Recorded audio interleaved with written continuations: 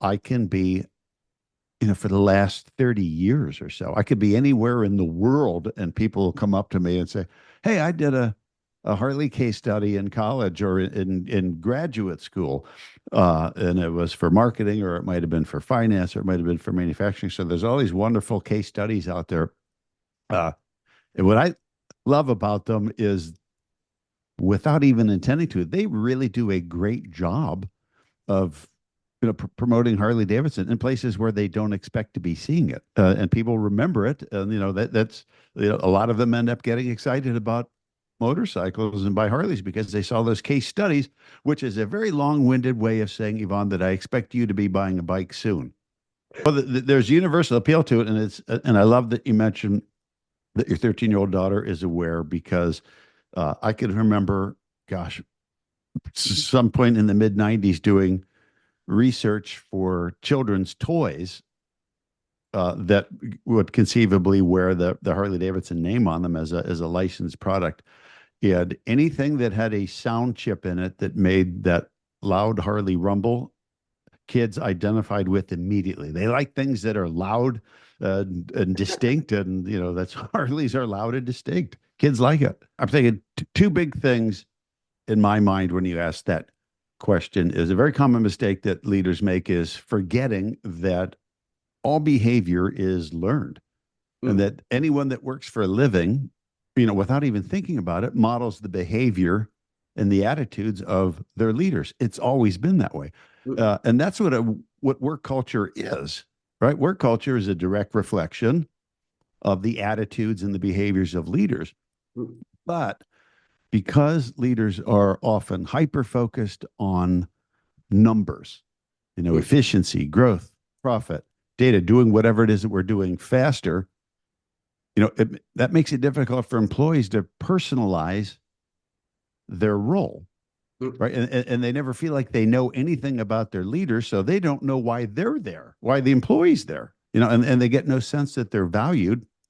So a lot of times they leave, and we see it all the time.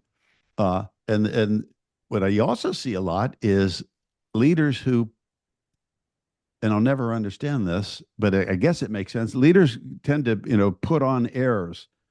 If you get the language there, which means, they tend to act aloof a lot and unapproachable and really serious because they think they're supposed to. And because, all behaviors learned, that's what they saw when they were coming up in business, and that's where they're modeling. Second, and I know this is a long answer, all the rest will be shorter. Another common mistake is that people don't tend to really understand what loyalty even means, or what loyalty is. And the definition that I use, because I think it carries the most weight, is that human beings, that's all of us, will automatically seek out and return to anything or anyone that delights us until they fail to delight us. So if we want people to be loyal, that means we need to be not just serving them, not just talking at them. That means we need to be making some kind of effort to delight people, to let them see the effort that we're making to delight them. And I don't mean delightful as in prizes and gifts. It's just being pleasant. It's being very interested in other people instead of talking about yourself, making people feel like they're part of something. Because when we do that, people come back, right? We seek out any source of delight until it fails to delight us. If we're not being delighted, if we don't feel like we're part of something, if leaders are ignoring us, not communicating to us, not allowing us to feel part of something, we're going to go try to find it somewhere else. And that's what's happening all over the place today.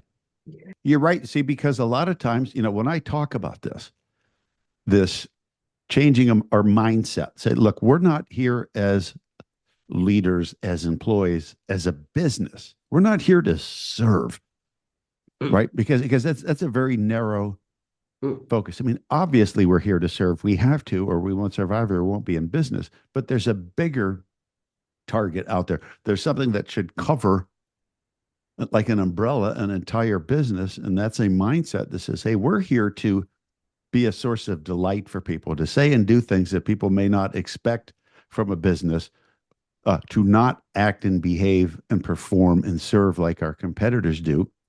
We're going to intentionally make ourselves different and more likable. And we do that through delight. And delight is everything from the tone of voice when you call a business. The first person that you talk to, if you can hear passion and enthusiasm in their voice, Mm. well, we like that. Yeah. We're humans. We're drawn to any source of delight or anything that makes us feel a little bit better about ourselves. And we also notice immediately when someone's making an effort to be different.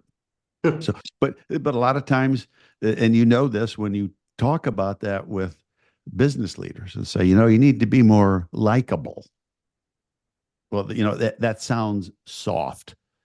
There's not enough data there to measure my likability. But so you had to turn the conversation back to, behavior and psychology. If you want to be followed, if you want to be preferred, well, first thing is you have to be liked. And the Yeah. fastest route to likability is delighting people, Mm. listening to them, acting like you care about them when you're standing right in front of them. Mm.